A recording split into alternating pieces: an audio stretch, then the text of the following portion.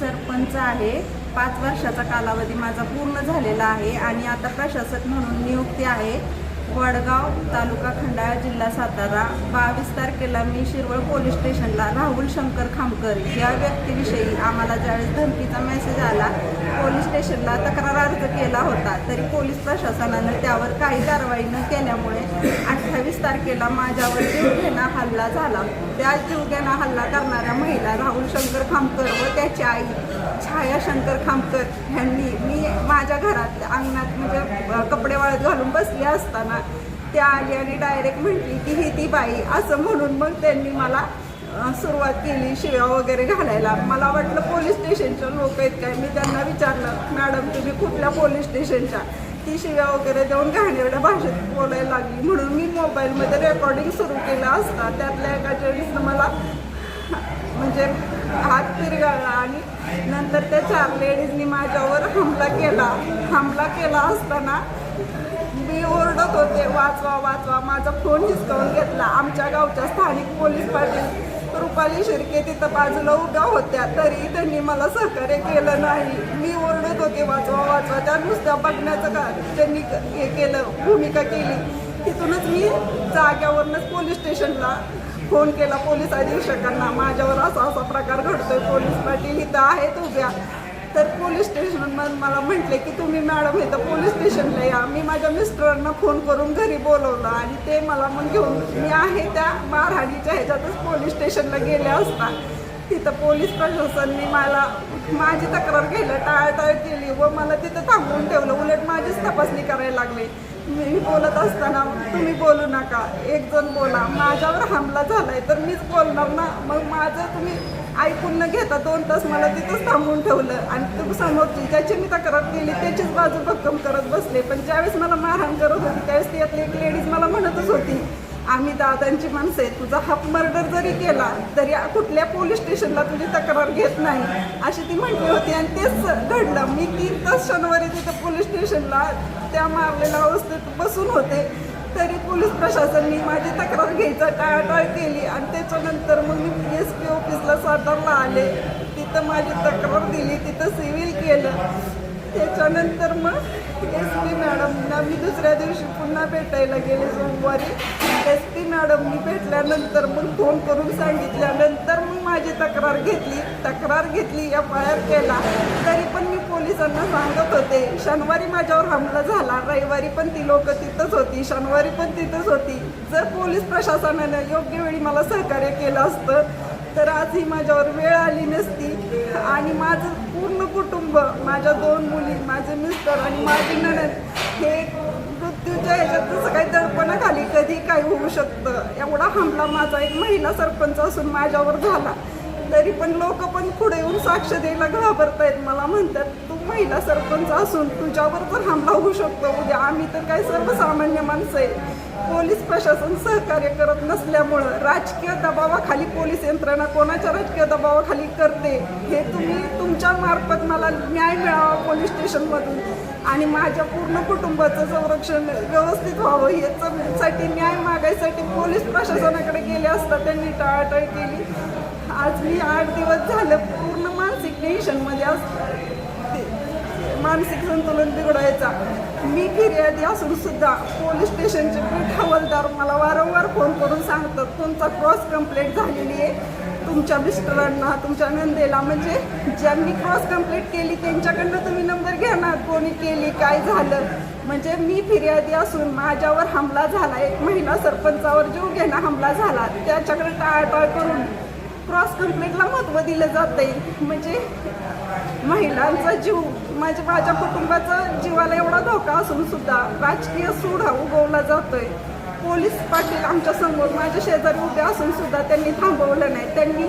मी आज 5 वर्षात येणार कुणाच्याही राजकीय म्हणजे दबावाखाली न येता जे नियमात बसेल तेच काम केलं. पोलीस पाटीलचे मिस्टर ह्यांना मी ज्यावेळेस सरपंच झाले त्यांना 2021ला बिअरचं दुकान, दारूचा धंदा करायचा होता. त्यांना आम्ही बॉडीनं एकमतानं विरोध केला. त्याचा राग मनात ठेवून त्यांनी मला ग्रामसभेत सुद्धा त्रास दिला होता. त्यावेळेस पण मी SP ऑफिसला तक्रार केली होती. शिरवळ पोलीस स्टेशनने मला तेव्हाही सहकार्य केलं नव्हतं. आत्ता ज्यांनी राहुल शंकर खामकरनी ह्या व्यक्तीने जे बाहेरचे गुंड महिला बोलवून जो माझ्यावर हमला केला त्याला हे पोलीस पाटील पण गावच्या सहमत आहेत. त्यांनी जर योग्य वेळी तिथं उभं राहिल्या म्हटल्या असत्या त्या सरपंच आहेत किंवा एक मला सरपंच म्हणून नाही एक महिला म्हणून की तिनं तिथं काम करायला पाहिजे होतं. पोलीस पाटीलनं म्हणायला पाहिजे होतं त्यांच्या घरी कोण नाही तुम्ही हे थांबवा, तुम्ही एकटं त्याच्यावर हे करू नका. पण तिनं नुसती बघायची भूमिका केली. आज 8 दिवस झालं माझं पूर्ण कुटुंब आहे ना ह्याच्यात दडपणाखाली आहे. ती मारेकरी माझ्या घराच्या भोवतीनं फिरतायत तरी पोलिसांनी काही कारवाई केली नाही. म्हणजे माझ्या मुलींना पेपरला जायचं असतं त्यातला जन्माला मारहाण केली. त्यातले ते एक जेंट्स म्हटला की भोरला कॉलेजला कशी जाते तुझी मुलगी, कशी पेपर देते हे बघते. म्हणजे आता एकतर पेपर चालू आहेत मुलींचे, कसं पेपरला जाणार, कसं काय करणार, हे सगळं म्हणजे खूप म्हणजे भयंकर आहे. मला सांगताना सुद्धा मला म्हणजे हे होतंय. तर पोलीस प्रशासनाने योग्य वेळी योग्य मला सहकार्य केलं असतं तर आज मला ही वेळ आली नसती तुमच्या पुढं बोलायची आणि तुमच्याकडून मला योग्य तो न्याय मिळावा. म्हणून दादा कोण आहेत ते राजकीय? हे राजकीय दादा कोणी मला माहिती नाही. त्या महिलांनी ज्यावेळेस मला खाली पाडून मारहाण करायला सुरुवात केली मी वाचवा म्हणत होते. पोलीस पाटील शेजारी उभे होते तर ती मला म्हणत होती की आम्ही दादांची माणसं आहे.